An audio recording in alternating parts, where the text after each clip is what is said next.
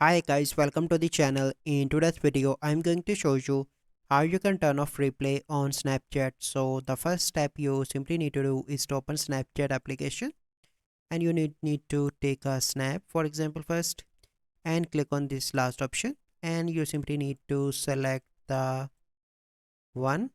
So it not completely remove, but it will limit that. And the second method is you simply need to go onto your profile picture and you need to subscribe to the Snapchat Plus. Snapchat Plus have many features that you can check, and this will remove.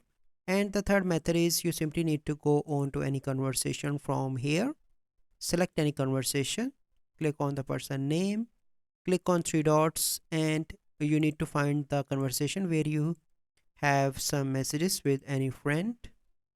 So let me find, I think, but let's suppose you have conversation, click on these three dots, and you simply need to go on to the chat and notification setting and click on delete chats and click on after viewing. So this is the process. I hope you find this video helpful. If you find this video helpful, must like this video, subscribe to our YouTube channel for future videos. We'll see you in the next video. Thank you. Have a good day.